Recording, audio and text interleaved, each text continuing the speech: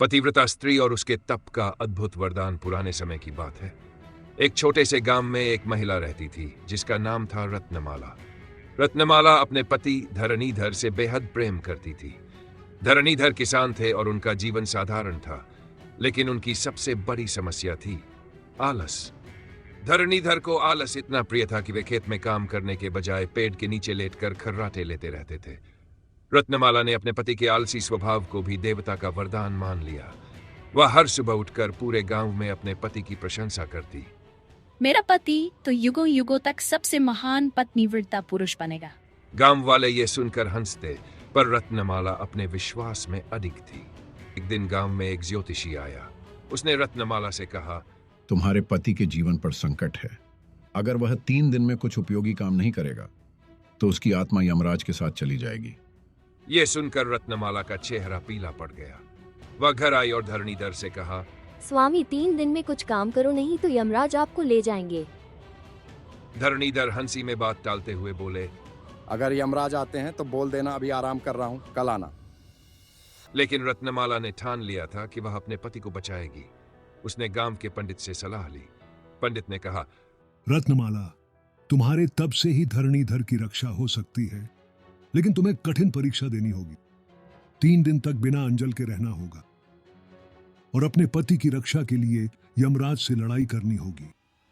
3 दिन बाद जैसे ही सूर्य अस्त हुआ, यमराज धरणीधर की आत्मा लेने आ गए। रत्नमाला उनके रास्ते में खड़ी हो गई। यमराज ने कहा, रत्नमाला, हट जाओ। ये समय नियम और धर्म का है। तुम्हारे पति का समय पूरा हो गया है। रत्नमाला बोली, धर्मराज, मेरे पति को ले जाना इतना आसान नहीं। मैंने 3 दिन का कठोर तप किया है। मैं आपके साथ शर्त लगाती हूँ। अगर आप मेरी एक शर्त पूरी नहीं कर पाए तो आपको मेरे पति की आत्मा छोड़नी होगी। यमराज ने मुस्कुराते हुए कहा, क्या शर्त है देवी? रत्नमाला ने कहा, मुझे ऐसा आलसी इंसान दिखाइए जो मेरे पति से भी बड़ा आलसी हो। यमराज ने सोचा कि यह आसान काम है। उन्होंने पूरे ब्रह्मांड में खोजा, पर धरणीधर से बड़ा आलसी कोई नहीं मिला। अब यमराज परेशान हो गए। उन्होंने रत्नमाला से कहा, तुम्हारे पति तो सचमुच अद्वितीय हैं, लेकिन मैं धरणीधर को अपने साथ ले जाना चाहता हूँ। रत्नमाला ने गांव वालों को बुलाया और कहा, आप सब गवाह बने। अगर यमराज मेरे पति को ले गए तो मैं पूरे ब्रह्मांड में घोषणा कर दूंगी कि यमराज भी मेरे पति से डर गए। यह सुनकर यमराज चौंक गए। यमराज ने हार मानते हुए धरणीधर की आत्मा को छोड़ दिया।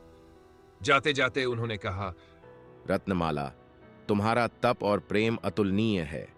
तुम्हें वरदान है कि तुम्हारे पति को कभी भी कोई संकट नहीं होगा, लेकिन याद रखना, इसे अब थोड़ा काम करना सिखाओ। इसके बाद रत्नमाला और धरणीधर का जीवन हंसी खुशी से बीतने लगा। गांव वाले रत्नमाला की बहादुरी और धरणीधर के आलसी स्वभाव की कहानियां सुनाते रहते। कहानी से यही सीख मिलती है कि प्रेम और विश्वास के साथ कोई भी कठिनाई पार की जा सकती है, चाहे वह आलसी पति को काम पर लगाना ही क्यों न हो। अब हम आपसे एक सवाल पूछते हैं, क्या आप कभी किसी ऐसे व्यक्ति से मिले हैं जो धरणीधर से भी ज्यादा आलसी हो? अगर हाँ, तो उसका नाम और कहानी नीचे कमेंट में जरूर लिखें। अगर आपको यह कहानी पसंद आई हो और रत्नमाला की बहादुरी ने आपको प्रेरित किया हो, तो इस वीडियो को लाइक करना न भूलें।